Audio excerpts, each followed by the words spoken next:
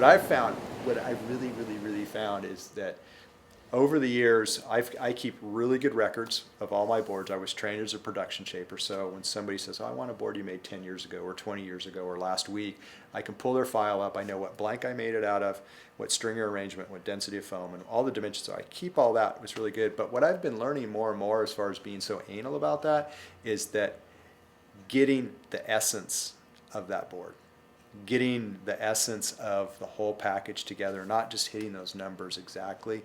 And that's what a lot of times when guys are copying boards, or even the guys that are using machines a lot, is, yeah, they can do the same shape 10 times over, but why does a pro grab the board and feel it and look at it and pick one out of the 5?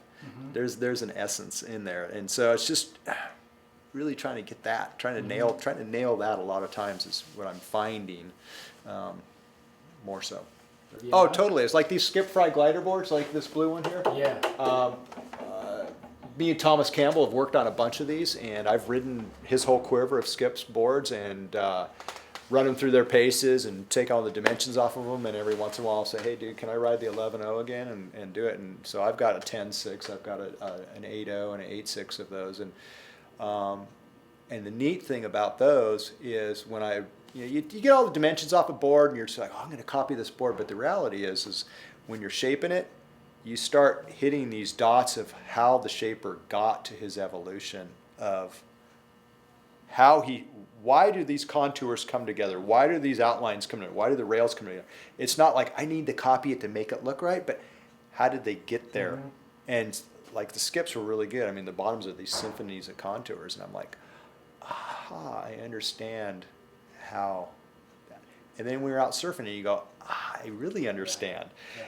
So that's really super valuable, man. That is the walking in the footsteps of the masters, and the oration, or whatever you would say, of passing down knowledge.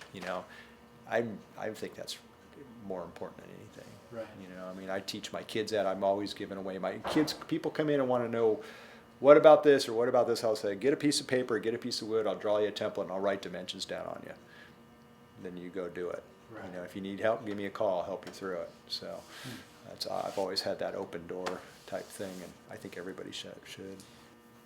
The one thing that I love more than anything in shaping, it's the one thing that I can put on street clothes and go and mow out of, because I have a vacuum to my planer, so I don't get dusty when I plane. Yeah. And my feel with the planer is I can get a board 85% shape with the planer. I mean, there's a little sanding, a little stuff like there, but that's the part that I really like. Doing stuff on the computer would take that away from me. It would take that part of the shaping away from me, which I'm not really ready to let go yet. Yeah. The scrubbing, the sanding, the fine tuning, I'm just like, that's. Get a machine for that. Yeah, exactly. But when I look at a card, or I talk to a customer about a board, and we design a board or come up with a board, I know in here where it is, where we're going to go with it. I can walk in there and turn on my planer, plane it out, have the template on it, plane it out, and get it, like I said, 80, 85% there, and go, that's done. I've got the essence of that board in there. I've got it where I want it, and so anyway, but these arms aren't going to work the same, and there's going to be databases that I need to hand on to kids and things like that, so.